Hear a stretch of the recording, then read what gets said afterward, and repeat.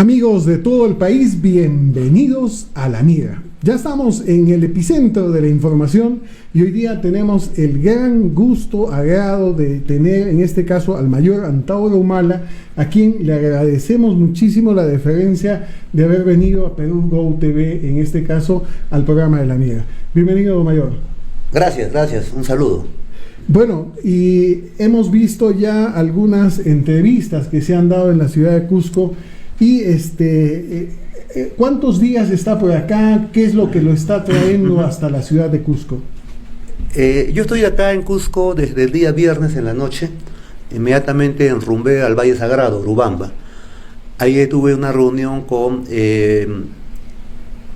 dirigentes etnocaceristas del Valle, así como con amigos personales, porque yo estudié en la ciudad del Cusco, quinto de media, soy del Colegio Ciencias, y tengo amistades y hasta familiares, porque un hermano mío, el mayor Ulises, también estudió en el Colegio Ciencias, se casó con una dama cusqueña. Entonces, yo he vivido, cuando estuve el año 81 en quinto de media en Cusco, yo viví en Mariscal Gamarra.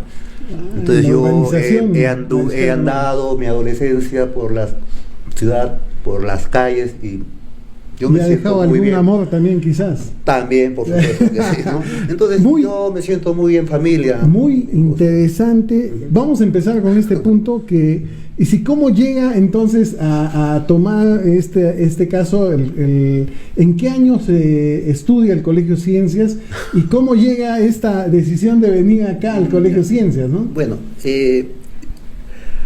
yo estudiaba en Lima, en el Colegio Franco Peruano, pero como era quizás poco palomilla, en quinto de media fui expulsado del colegio, y don Isaac, enojadísimo, me deportó y terminé en el Cusco, en el Colegio Nacional de Ciencias, donde él había estudiado también, porque mi padre también, a pesar que somos ayacuchanos, siempre quinto de media dejan el colegio mis ancestros y se iban a estudiar a ciencias, y mi abuelo también. Entonces seguimos esa tradición, y esa tradición viene de la época de los incas, porque el Colegio Ciencias fue fundado por Simón Bolívar, claro, porque antes se llamaba Colegio de Caciques, y ahí estudiaban todos los curacas que todavía quedaban del virreinato, ¿no? Y venían acá al Cusco, y antes de llamarse Colegio de Caciques era el Yachayhuasi, y todos los curacas iban a cusqueñarse acá.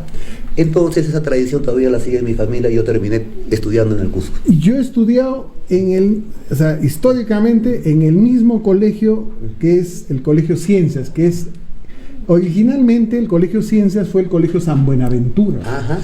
Y este Colegio San Buenaventura tenía raíces franciscanas. Así es. Ese Colegio San Francisco es el que después viene Bolívar, y en ese colegio franciscano se funda el Colegio Bolivariano del Colegio Ciencias. Entonces, pero yo también, conociendo esa historia, yo también quise ser un cienciano. Yo admiraba mucho, la tradición histórica que significa el Colegio Ciencias. Yo he visto muchos años por ejemplo,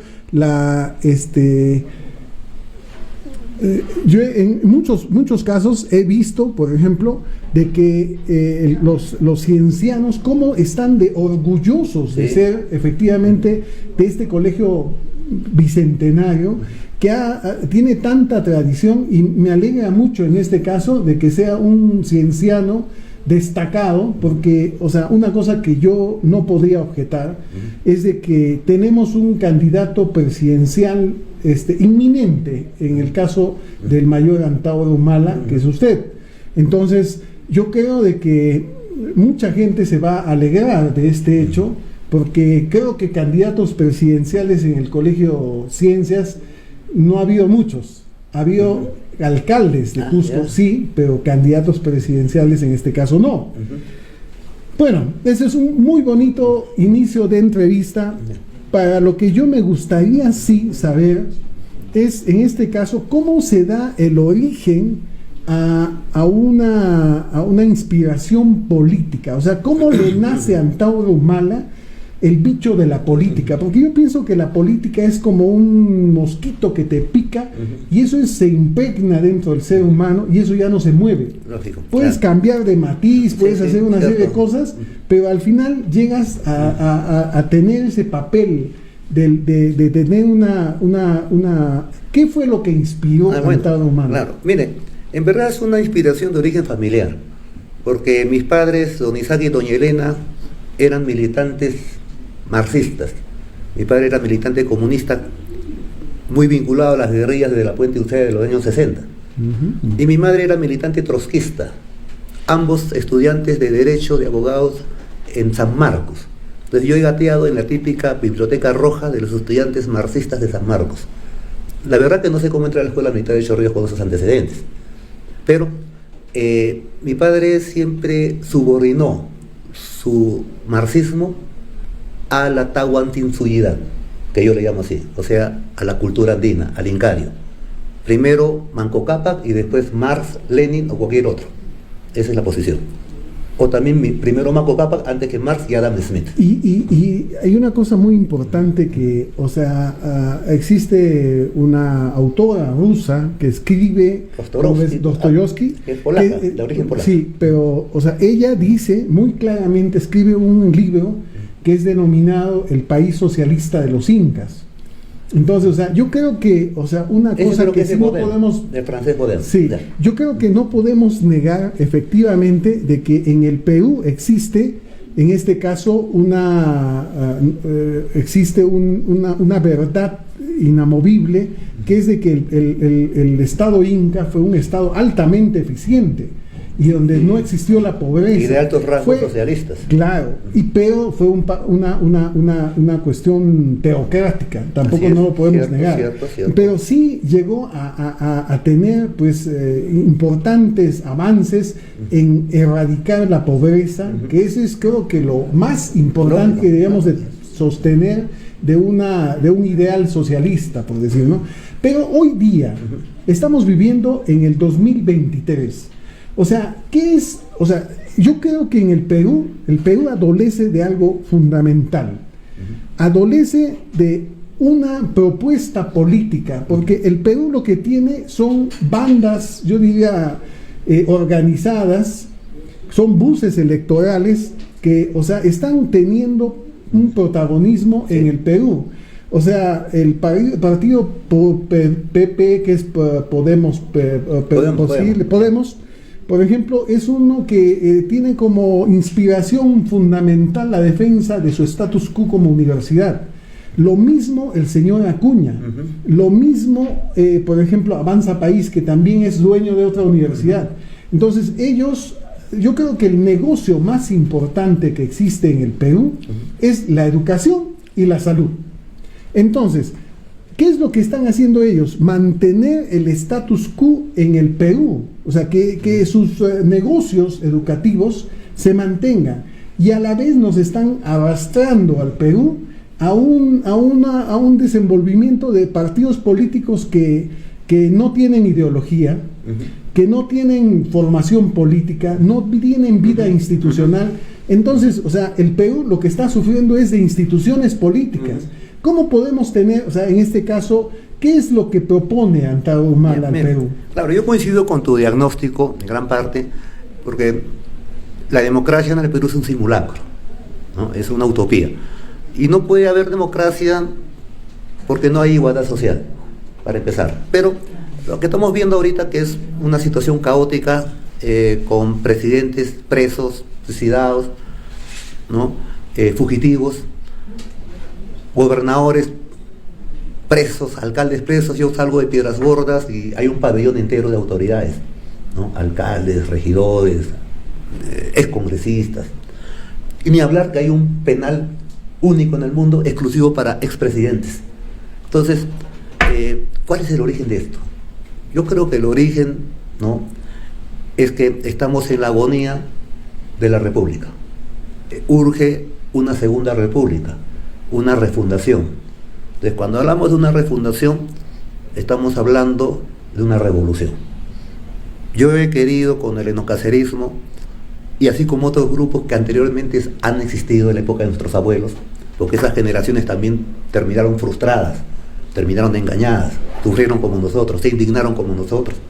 Entonces nosotros, en el punto de vista del etnocacerismo, que es el etnonacionalismo, que creemos que la conducción de la nación debe ser más allá de derechas de izquierda, con un sentido común patriótico, ¿no? Hemos intentado cambiar estas cosas por vía de las armas 2 veces, en Locumba y Andahuaylas, y las 2 veces tuvimos prisión, estuvimos presos por eso. En la primera fuimos amnistiados por el Congreso, tuve 18 días preso en el Real Felipe, y en la segunda me quedé 18 años preso.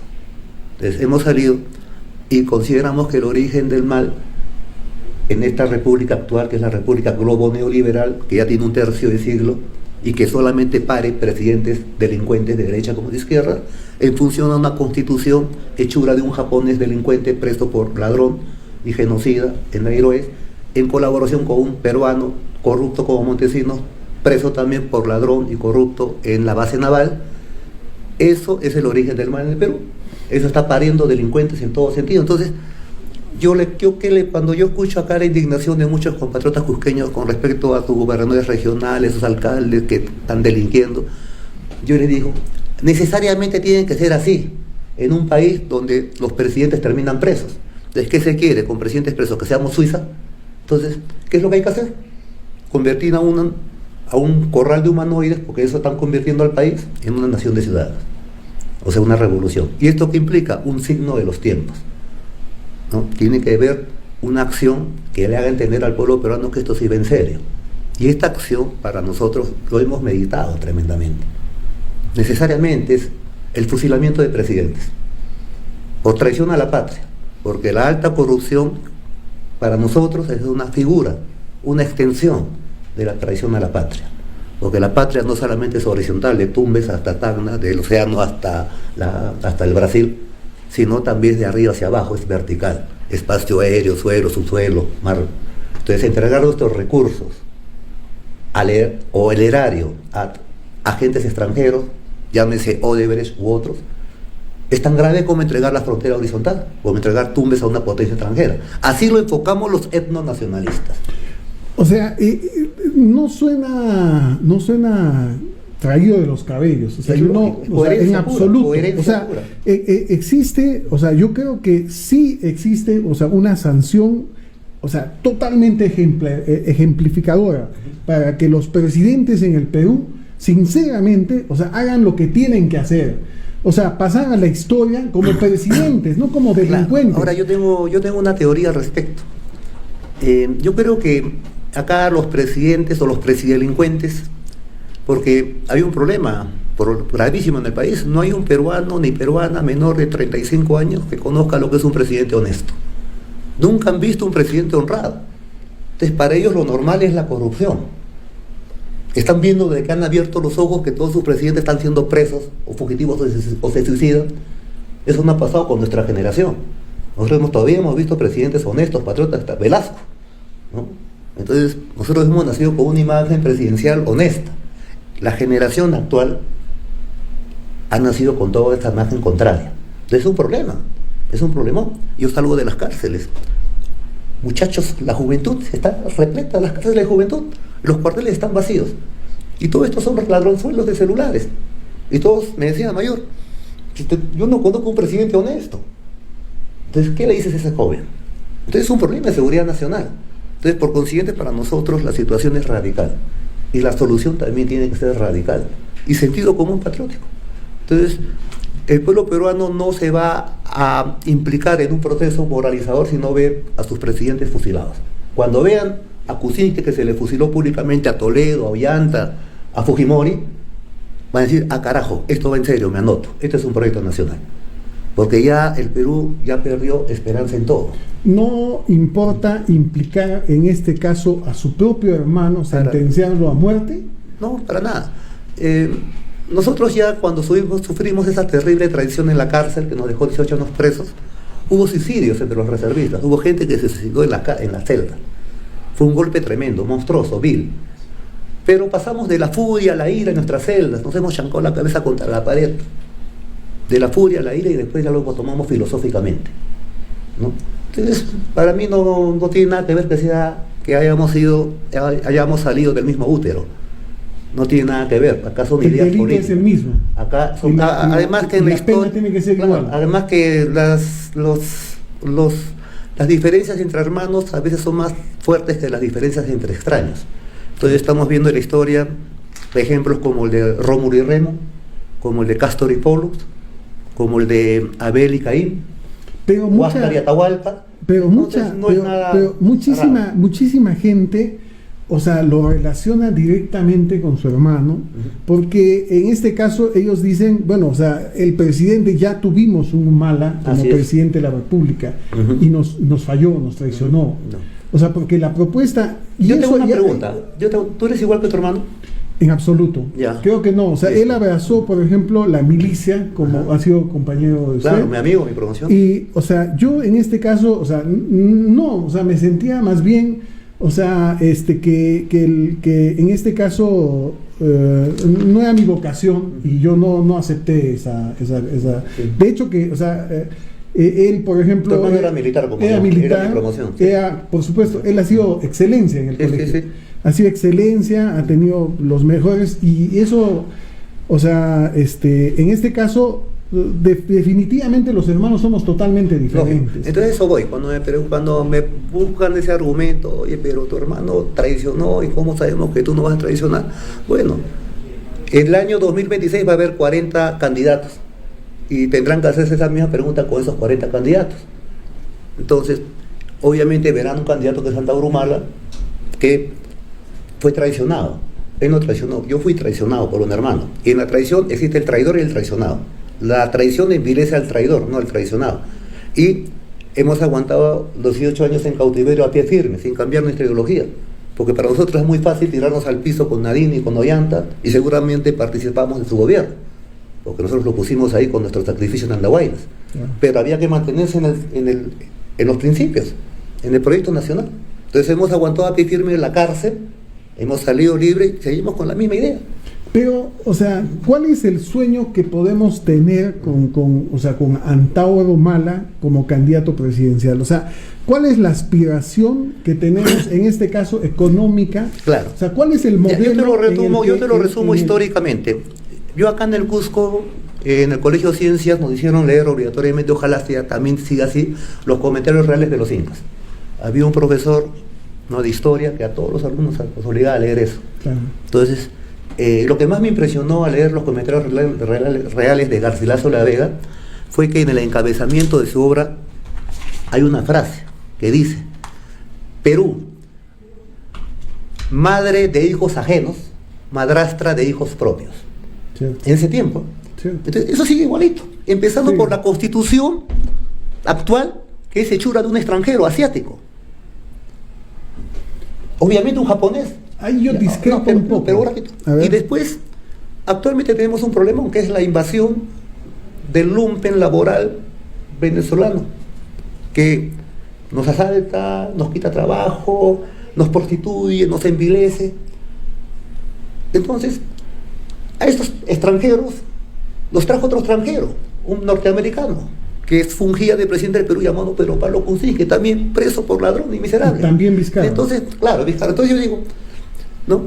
La frase de Garcilaso sigue vigente, ¿no? Perú, madre de hijos extraños, madrastra de los propios. Y es más, todas las empresas nacionales ya son extranjeras. En la época de Velasco no era Telefónica Española, era Entel Perú. No era Shogun China y Marcona, era Hierro Perú.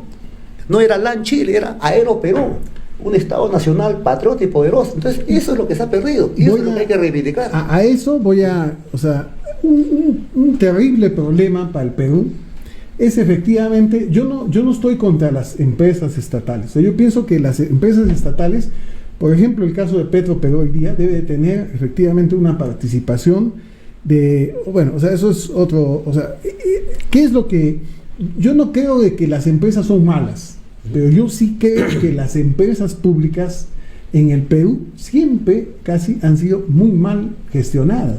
Te quiero hacer una Entonces, o sea, diferencia. son 200, Ya. casi 30 empresas públicas que en el Perú han existido y que han perdido muchísimos miles de millones y han servido para que en este caso exista un clientelaje político que ha permitido de que estas empresas existía, por ejemplo, en Tour Perú, los hoteles, por ejemplo, eran de administración estatal. Todas han fracasado.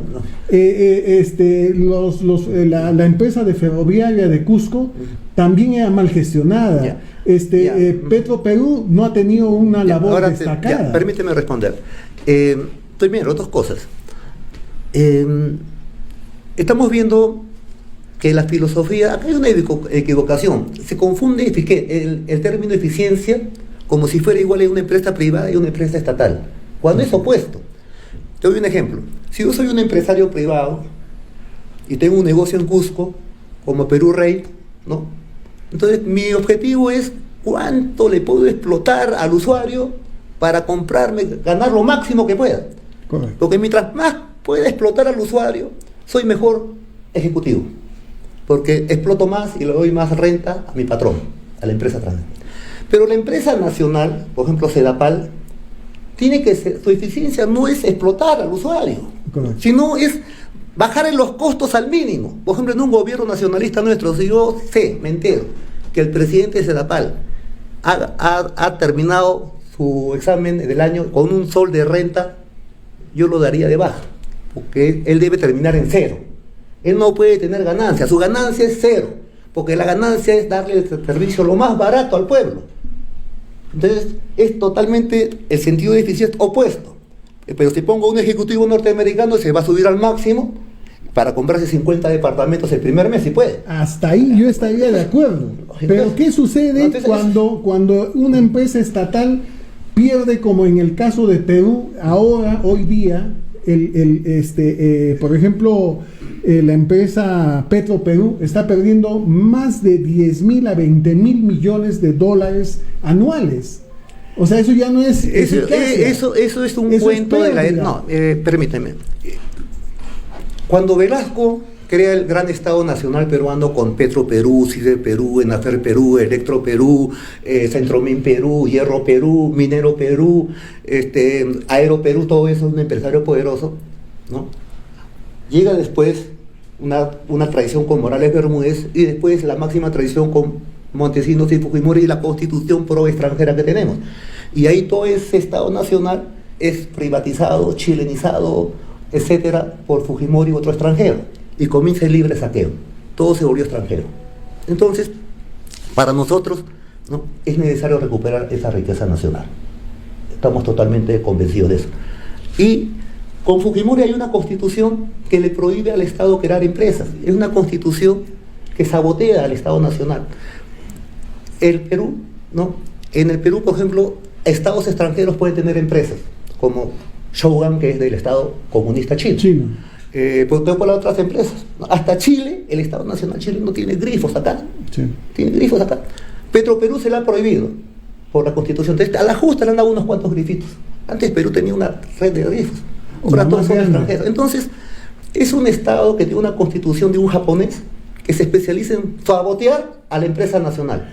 Entonces, obviamente, pues, yo sé que la derecha en el Perú quisiera que Petro Perú ya no exista, que se lo demos a los chilenos, a los brasileños, y que Sedapal tampoco exista, que privaticemos hasta la letrina del señor de Zipán. Si podemos privatizar Machu Picchu, lo privatizamos, y que no entren los cholos, que entren puros gringos. Eso es eficiencia para muchos. No, para nosotros no es necesariamente. O sea, yo creo que, para hacer negocios se puede poner gestores privados. Bueno. O sea, poner un 10%, 20% de capital privado que gestione, claro, y que el Estado peruano gane las utilidades. Claro, pero tienes razón, no me niego. Puede ser como tú me dices, pero en términos generales yo me estoy refiriendo. Pero yo te digo, eso que tú me dices es totalmente loable. Podría ser así. Pero no va a poder progresar porque estamos en un Estado corrupto, que arranca desde la cabeza, desde la presidencia misma. Entonces, si desde la presidencia misma, si el general mismo es el corrupto, ¿qué le puede exigir al soldadito? Si el general y el coronel son los corruptos, ¿qué le puede decir al corneta? Por más que me traiga Jesucristo, ahí va a fracasar. Entonces acá no es posible despegar si es que no fusilamos presidentes. El problema es arriba, hay que buquelizar desde arriba, no tanto desde abajo. O sea, este tema, yo creo que, cuando Velasco hizo las nacionalizaciones, sonó patriótico, pero el Estado peruano terminó pagando inmensas cantidades de dinero en indemnizaciones, como lo que está sucediendo, por ejemplo, en Argentina. Los grifos de YPF, creo, ahora le han ganado juicios monumentales al Estado argentino y hoy día tiene que pagar. Claro, entonces, claro, o sea, sí, tenemos que aprender a manejar, a realmente utilizar adecuadamente el capital extranjero. Mira, o sea, no todo el capital, o sea, los capitales, no todos los capitales son malos. Yo le quiero poner más bien un ejemplo de lo que es traición en esto que usted está mencionando. Por ejemplo, en el Cusco existen aproximadamente 1.200 hoteles. Ajá. Ya. De esos 1.200 hoteles, a todos les ha costado mucho sacrificio levantar cada habitación. Así es. ¿Ya? Es una competencia feroz. Pero resulta que existe una institución que se llama Proinversión, ¿ya? Y Proinversión viene y hace un convenio con transnacionales que son Hilton, Sheraton, Marriott, y les firma un convenio, ¿ya? Por la cual, o sea, las inversiones superiores a $5 millones les devuelve totalmente su dinero para que ellos puedan hacer su inversión en la ciudad de Cusco. O sea, van a hacer su negocio, competir con los cusqueños que les ha costado todo, ¿ya? Y encima les van a devolver todo el dinero que ellos han invertido. Pero eso es absurdo. No es absurdo. Es normal en un gobierno regido con una constitución antinacional. A eso quiero que me entienda. Yo todos los días, los peruanos nos levantamos amargados porque vemos todos estos escándalos. Absurdos, claro, desde el punto de vista nacionalista es absurdo, pero si arrancamos de la premisa que seguimos siendo colonia, con una constitución pro extranjera, como decía Garcilaso, Perú, madre de hijos ajenos, de extranjeros, tú me estás escribiendo eso. O sea, lo de Garcilaso sigue vigente. Madrastra de hijos propios. A los cusqueños los trata como hijos ajenos. Entonces, eso está pasando. Entonces, hay que cambiar todo. Entonces, ¿qué pasa? La propuesta nacionalista es simple. Perú, madre de tus hijos, y trata a los ajenos como ajenos. Es lo que queremos. Entonces, primero el cusqueño, primero el peruano, después lo nacional. Por ejemplo, ahorita he paseado por mi ciudad del Cusco y he visto la vía de evitamiento, toda destrozada, sin acabar, y me dijo un compatriota mayor, acá el gobernador, creo que Acurio, está preso por eso acá en Quencor. Hay otros más, están entrando. Toditos. Entonces yo digo, ¿y quién está ahorita a cargo? Están los chinos están a cargo. Sí. Yo digo, disculpa, carajo, no hay ingenieros cusqueños para hacer esa obra. Esa cuestión es cemento, fierro y hormigón. Igual que las inderocénicas de Odebrecht, traigan a los lavajatistas. Carajo, no hay ingenieros acá, porque esas carreteras son cemento, fierro y hormigón. Y tenemos ingenieros en la UNI. Hemos hecho el Capacñán. No jodan. Esto es antipatriotismo puro. Esto es sublevante. Y esto arranca con la constitución de Fujimori en Montesinos. Esto es una desgracia nacional. Y todos los presidenciales que le han seguido hasta ahorita. Ahorita. O sea, hablemos de la constitución. O sea, la constitución, o sea, muchas personas, especialmente el señor Castillo, propuso, vamos a cambiar la constitución. Y era un personaje que le echaba la culpa a la constitución del 93. Ajá. Pero yo le quiero contar algo, no sé si ustedes lo han meditado, de que más del 85, yo diría casi 90% de la constitución del 93 es copia fiel de la constitución del 79.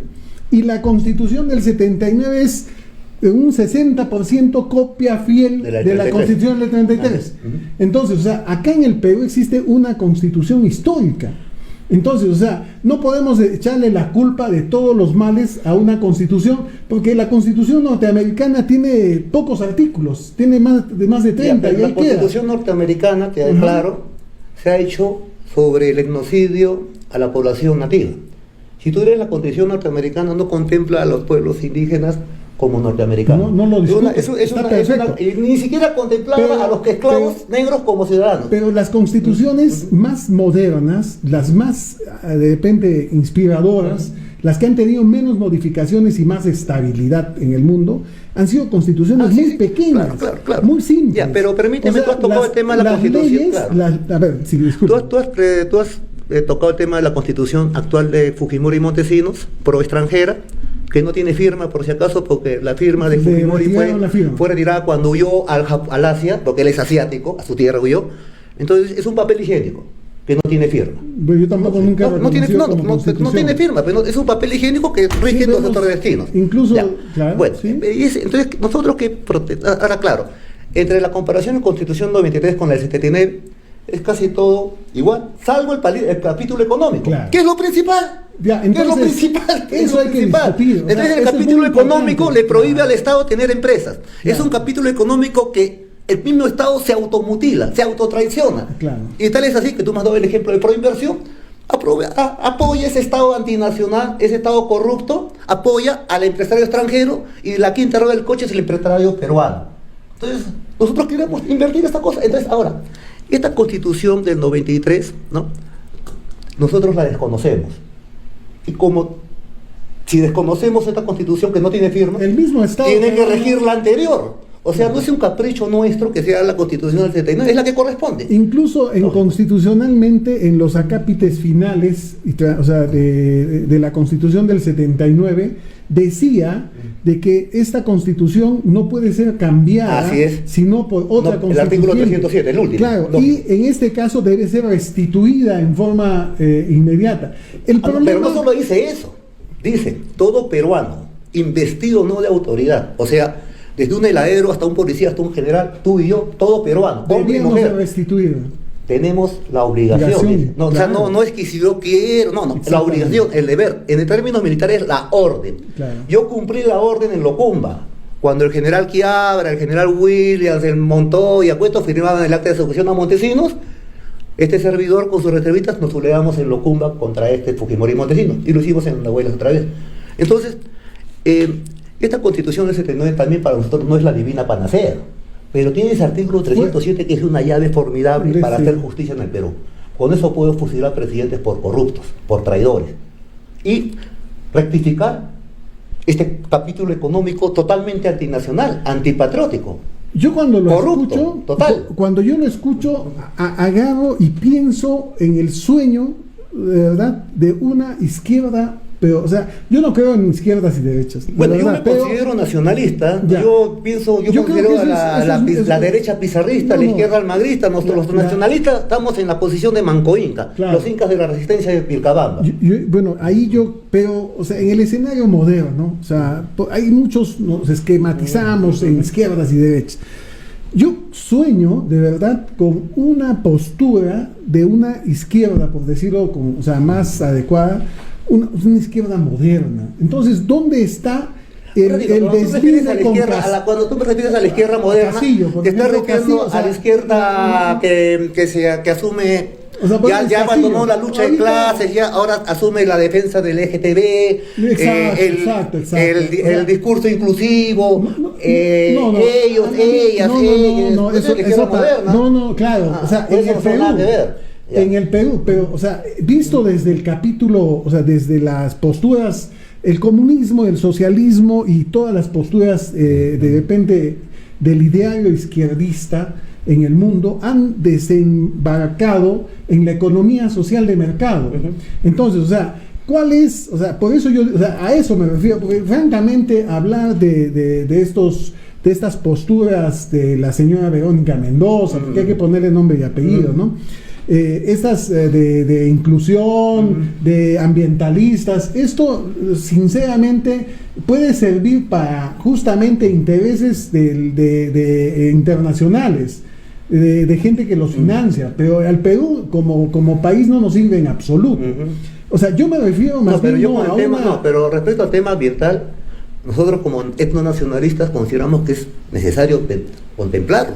Por- Es no, más, por supuesto. creemos que ya Nosotros- los pensadores en el país debemos ya estar craneando Es que el término dictadura ecologista, porque a eso vamos a llegar. Los A incas eso vamos a ser obligados a eso. han sido una inspiración en materia ecológica.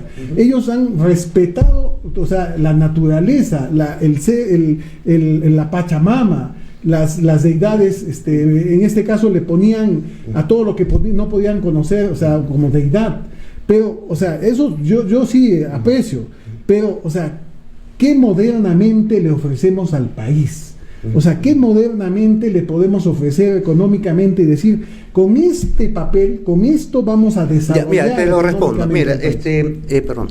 A nosotros, yo siempre escucho en todos los políticos una falacia, que el capital extranjero, el sacrosanto capital extranjero, nos va a dar trabajo a los chorlos peruanos. O sea, tiene que venir el granjero extranjero a la granja para dar nuestros camotes a los chanchos. Una comparación. Entonces, yo cuando estaba en quinto de media en el Colegio Nacional de Ciencias, a mí me enseñaron, en quinto E, mi profesor de Economía Política, Ninamango se apellidaba, que el trabajo crea el capital. No es el capital el que crea el trabajo. Repito, el trabajo es lo que crea el capital. No es el capital lo que crea el trabajo. Entonces, acá en el Perú somos el segundo exportador de oro a nivel mundial, el tercero en plata, el cuarto en cobre, el quinto en zinc. Es decir, tenemos toda la tabla periódica de Mendeleev en nuestra Pachamama. Nuestra moneda debería ser de oro, pero tenemos un billete que lo hacen en el extranjero. Entonces, que nuestros billetes lo hacen en Estados Unidos, en Inglaterra, y las monedas, los cócteles lo hacen en Chile. Entonces, yo digo, tenemos trabajo y tenemos el oro. Recursos. Lo que no tenemos es el papel, este papel que se llama dólar o sol, que es un papel, ¿no? No sirve para nada, es papel. Pero el verdadero trabajo, la verdadera riqueza está en nuestra Pachamama y en el trabajo nuestro. Entonces, acá, si somos un Estado nacional soberano, trabajo va a sobrar a los peruanos. Sino que todo es libre saqueo. Mire Odebrecht. ¿Qué es Odebrecht? Son agentes extranjeros, en este caso brasileños, o AMPA extranjera, alias inversionistas, que han tenido sobornada la voluntad presidencial de una republiqueta como el Perú durante un tercio de siglo. Para nosotros, esto es un problema de seguridad nacional, es traición a la patria, no es corrupción. Entonces los vamos a fusilar no por corruptos, los vamos a fusilar más por traidores. Entonces, el pueblo necesita un signo de los tiempos. Repito, entonces cuando vean que con un gobierno nacionalista en el primer mes se ha fusilado a 7 presidentes, a carajo esto va en serio. Entonces ahí sí podemos aplicar los 10 puntos que son nuestro decálogo. No puede haber un extranjero con trabajo en el Perú en tanto hay un solo peruano desocupado. O sea, los extranjeros son bienvenidos siempre y cuando hagan turismo, siempre y cuando coman nuestros restaurantes y gasten su plata. Pero no pueden quitarnos trabajo a nosotros, menos aún en nuestra tierra. Eso es lo que está pasando ahorita. Y está pasando hace 30 años. Al Estado mismo peruano se le prohíbe tener empresas, pero estados como el chino, como el chileno, como el brasileño pueden tener empresas acá. Esto se llama libre saqueo. Entonces yo he llegado a la conclusión que en el Perú los presidentes son ficticios, son fusibles, quinquenales, porque el verdadero emperador, el verdadero zar del Perú, tiene un nombre, se llama Julio Velarde, y es el presidente eterno durante 30 años del Banco Central de Reserva, que maneja nuestras reservas, que no están acá, están en Estados Unidos. Y este señor nadie lo mueve, ni de derecha, ni siquiera Castillo se atrevió. Entonces, ahí termino. Entonces, este es el verdadero presidente, este es el piloto automático. Su nombre es piloto automático, no es Julio Velarde. Y los presidelincuentes que tenemos son simulacros, con 130 mamíferos que también son simulacros del Congreso, que se suceden cada 5 años, o si son corruptos, se les vota cada 2 años y terminan en Blairoes, o presos en Quencoro. Entonces es un estado delincuencial, un estado delincuencial. Entonces, ¿cuál es el modelo que usted puede aspirar y decir, vamos a este modelo? Mire, a mí me encanta, en la órbita internacional me encanta Putin y me encanta China. ¿Y sabes por qué me encanta China? Porque antes de caer preso por la andahuelazo di una conferencia en Marcona, en Shougang, lo que era antes Hierro Perú, ahora es de los chinos, Estado Nacional Chino. Y el sindicato me invitó el año 2004 a dar una conferencia. Al término de la conferencia, el secretario general del sindicato me enseñó un periódico, pero escrito con letras chinas. Entonces yo le digo, no entiendo nada, dame la traducción. Me dio la traducción y ¿qué decía? El titular era: gerente de Shougang en el Pacífico Sur ha sido sentenciado a muerte por crímenes económicos contra el pueblo chino. O sea, le había encontrado desfalco en esa empresa china en el Perú. Y cuando llegó a Pekín, lo colgaron de una grúa. Entonces, yo cuando me enteré que ese delito que existe en el Código Penal chino, crímenes económicos contra el pueblo chino, es pena de muerte. Por eso China es potencia, pues. Por eso no tiene delincuentes como acá, gobernadores como acá, todos presos. Y después tiene otra medida que a mí me encanta, que es la del hijo único.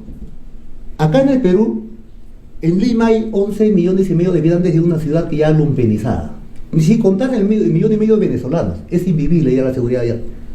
Entonces, si queremos verdaderamente desarrollar este Perú, sin necesidad de ser etnocacerista, de izquierda, derecha o teocrático, si no desatoramos el water, si no descentralizamos Lima, no vamos a despegar jamás.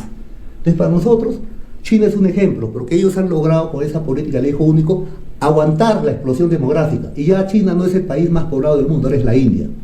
Y durante 30 años han tenido esa política de pena de muerte por alta corrupción y control demográfico, reordenamiento territorial, y ahora son casi la primera potencia mundial. Entonces, acá en el Perú, miren, yo cuando estudiaba en el Ciencias Cusco era la mitad de lo que es ahora, ¿no? Ahora ha crecido tremendamente, ya no tiene áreas verdes prácticamente, el Valle Sagrado ya es medio Valle Sagrado, está totalmente urbanizado, hay una explosión demográfica y ni hablar de Lima. Entonces hay que hacer un reordenamiento territorial y demográfico.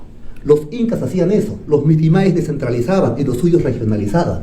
Entonces acá no hay eso, acá los valles han desaparecido. Yo pensaba parecido. Cuando yo una vez postulé a un consejo regional acá en Cusco, yo fui a Catca, una provincia de Cusco, y yo vi un nivel de pobreza que decía, bueno, los incas tienen toda la razón y a este poblado, a esta población, lo único que queda es llevarlos a una selva, una ceja de selva, fronteras vivas, ¿no? Y prácticamente de que estas personas que tienen una agricultura de sobrevivencia con pequeñas parcelas y con 3 o 2 ganaditos y una ovejita, esos no van a desarrollar nunca. Pero después, con el paso de la carretera interoceánica, volví con los años y me vi con un desarrollo impresionante. O sea, la carretera había convertido en pequeños productores de todo. Entonces ya tenían producciones de cuy, ya tenían artesanía, ya tenían una serie de productos. Entonces yo dije, o sea, no tan exacta tiene que ser la medicina, sino darle el desarrollo a los pueblos. No, lo que no necesitan es de que les den pescado, sino les den las posibilidades para que agarren y pesquen. Pero la situación del país es más terrible, porque cuando tú me dices enseñarle a pescar, estamos educando al pueblo. Pero el problema de la educación peruana es un problemón. Más allá de lo que diga el SUTEP, yo considero que el problema de la educación peruana es tripartito. Es un problema de proteínas, un problema de currículas y un problema de salarios. ¿Por qué digo de proteínas? Porque la mitad de nuestra población menor de 5 años está desnutrida, está con anemia, es decir, está todo el cerebro fallado. Sí. Es decir, tenemos material humano fallado desde el saque. Es como que yo tengo una madera podrida a la mitad y digo, hazme una buena puerta. El material humano está erosionado. Entonces tenemos que solucionar eso. Tenemos que llenar la barriga de nuestros niños. Entonces tenemos que hacer una independencia alimentaria, impulsar el agro nativo que está en bancarrota. O sea, mira, todo está concatenado, porque acá el agro que está en auge es la agroexportación, que son los esparragueros que llevan todos los esparragos a Estocolmo, a Europa, y acá no queda nada. Y además, esos agroexportadores son los principales narcotraficantes, lo sé porque están presos. Por eso somos la primera potencia en producción de cocaína. Y también somos la primera potencia exportadora de harina de pescado, pero tenemos a todos los bichos desnutridos. Y tenemos algo tan absurdo que nos enorgullecemos tontamente de que comemos rico, que la cocina peruana es la más rica. Y tenemos a nuestros niños desnutridos. Es como diga, mi mujer cocina rico, pero mis hijos están anémicos. Es algo absurdo. Es totalmente monstruoso. Vamos a ir a tocar un tema muy sensible después de una pequeñísima pauta para que ya concluyamos el programa. Vamos a una pausa comercial y volvemos en un momento. El canal de Cusco que el mundo ve. Perú Go TV.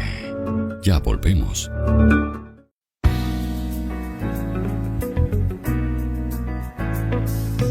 Hotel Royal Cusco.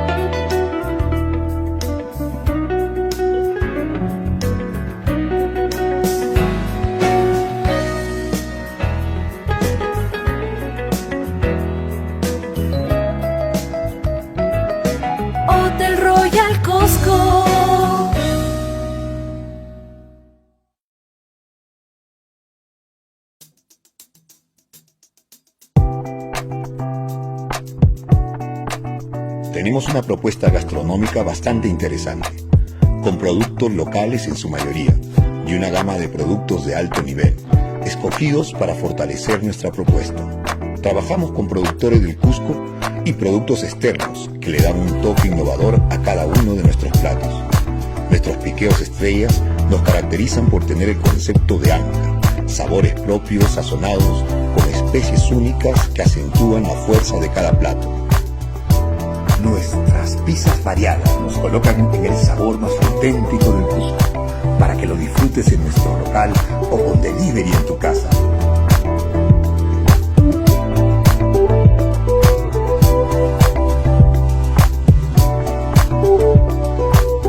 Nuestro chef especializado en pollo a la brasa contiene el más sabroso secreto del sabor. Anca, platos únicos y abundantes, así como nos gustan los peruanos.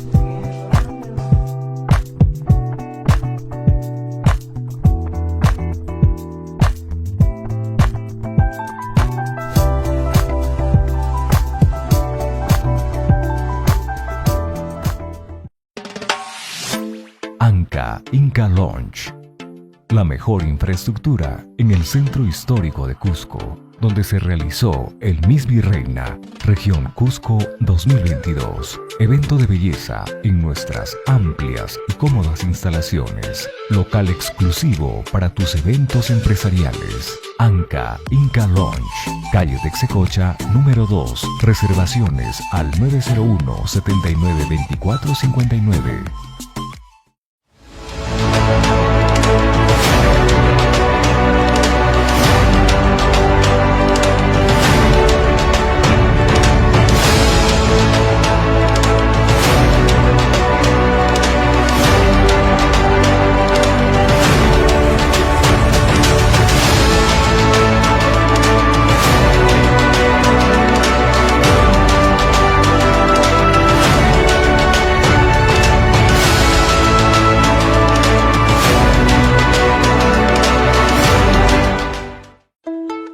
Perú Go TV. Para el mundo. Disfruta tus vacaciones alojándote en un hotel ubicado en el corazón de la ciudad del Cusco. Hotel Royal Cusco. Reservaciones al 901-792-459. Perú Go TV. Si lo podemos soñar, lo podemos ver. Explora. Siente. Respira. Vive. Comparte. Admira.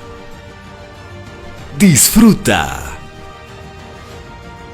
Descubre. Cuida la naturaleza. Es un mensaje de Perú Go TV. Las noticias en vivo, actualidad, Perú Go Noticias, desde las 7 de la mañana. Perú Go TV. Más tele, más nuestra, más tuya. Disfruta esta deliciosa pizza con los más frescos ingredientes.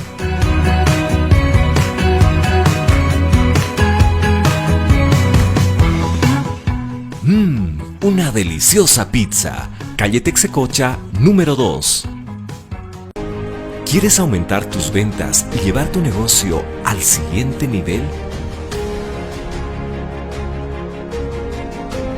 No busques más. En nuestra empresa ofrecemos soluciones innovadoras y estrategias efectivas para impulsar tus ventas.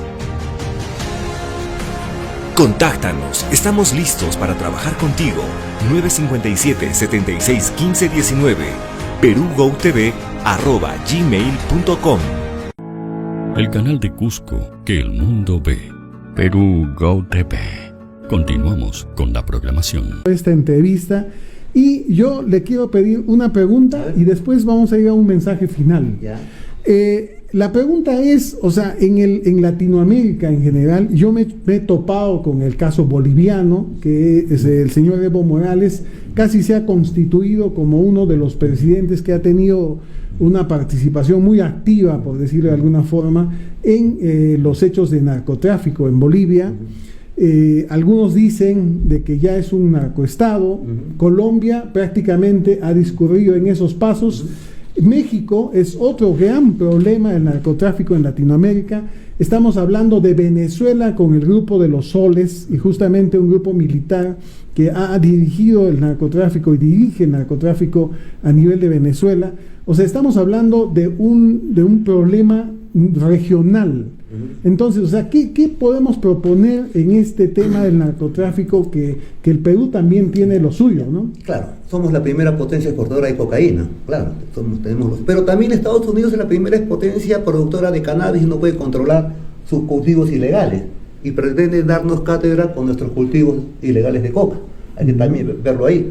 Pero sin embargo yo quiero decir lo siguiente, en el Perú, de cada 10 peruanos, casi 8 son informales. El 80 que tenemos después del COVID, la informalidad se ha crecido del 70 al 80. Ya estamos raspando el 80%. ¿Sí? Eso quiere decir que solamente el 20% son legales, el 80% somos casi clandestinos, casi subversivos. No tenemos que torear al Estado. Y en el COVID, la economía nacional peruana sobrevivió gracias a la economía informal. El 75. ¿Y cuál es la economía informal? Es el TRIP, es la minería ilegal o informal, y el contrabando, entre otras cosas más. Entonces, esta economía informal es lo que hace sobrevivir al pueblo peruano. No es tanto los milagros que se dice que hace Julio Velarde del BCR.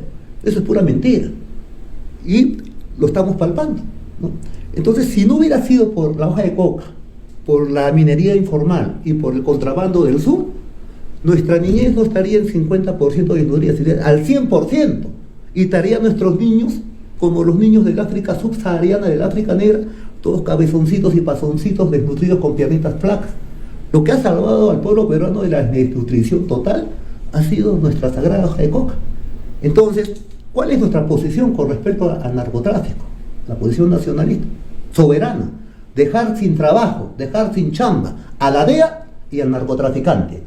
Libre cultivo de la hoja de coca, industrialización al máximo, ¿no?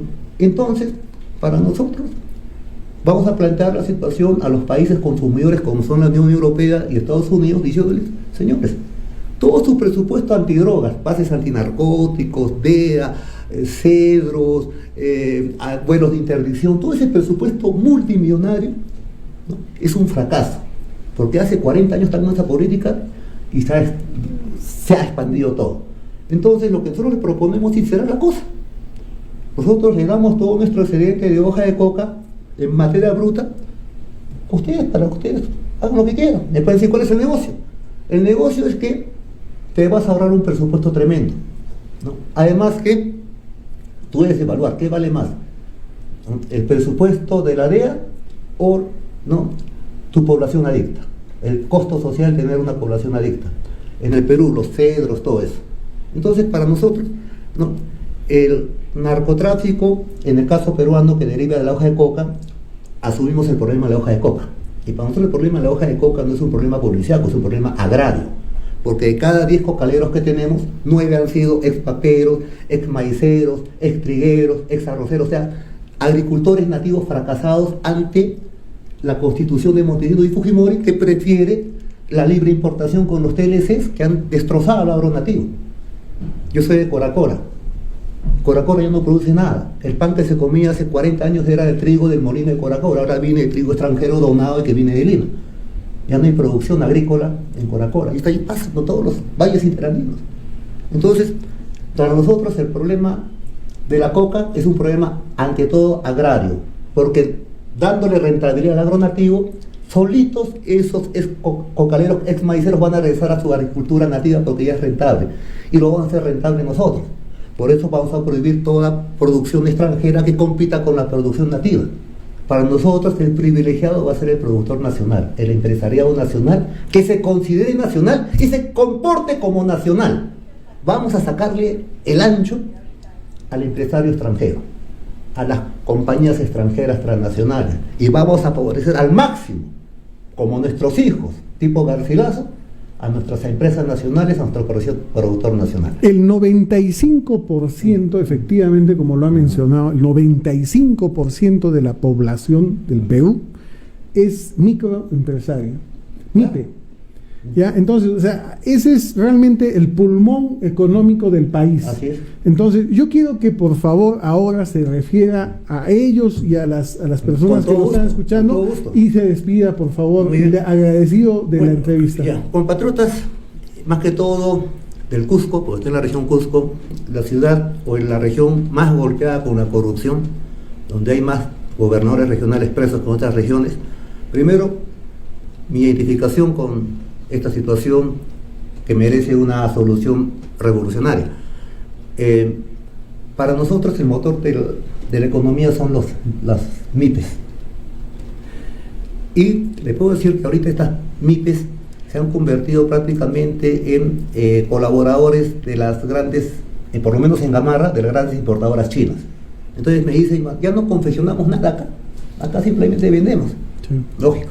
Entonces nosotros consideramos que el motor de la industria nacional es el pequeño empresariado, y el mercado peruano debe ser exclusivo para nuestro empresario. Entonces, lo que le puedo decir es que en el Perú estamos desde hace 33 años en un régimen en decadencia, sin posibilidad de solución, de Guatemala a Guatepeor. Entonces, para nosotros, todo arranca, y lo digo insistentemente, de la constitución de Fujimori y Montesinos del capítulo económico. Y en ese aspecto urge cambiarla y restaurar la constitución del 79 en tanto se convoque una asamblea constituyente del cual surja un nuevo contrato social. Quizás una síntesis entre la tesis nacionalista de los 70 y la antitesis globo neoliberal de los 90. Ya corresponde una síntesis, lo mejor de cada sistema. Pero en esa síntesis, la preeminencia necesariamente tiene que ser lo nacional, lo nativo, empezando por el empresariado, pero ahí defino, que se considere nacional y se comporte como tal. Y cuando digo como tal, exijo que se define la identidad nacional, porque no puede haber un proyecto nacional si no se define la identidad nacional. Y acá eso es lo que se prohíbe, empezando porque los que dirigen la economía nacional en función de una constitución extranjera están presos, y es un japonés extranjero, y todos sus discípulos siguen siendo presos, de derecha como de izquierda. Entonces, para nosotros, si el pueblo peruano nos honra con darnos la conducción de su destino en el próximo proceso electoral, obviamente vamos a acabar con esto, y la solución nacionalista es simple: lo peruano ante lo extranjero en todo y total aspecto. Eso es todo. Muchísimas gracias primero por la visita, y ya nos despedimos del programa. Creo que los televidentes han tenido de verdad una buena apreciación de usted, y vamos a, en este caso, ir escuchando también qué comentan nuestros seguidores. El canal está en 67 empresas a nivel nacional, así que yo creo que el mensaje ha sido claro, y nos vamos entonces de la amiga. Muchísimas gracias. Gracias, hasta luego. Muy amable.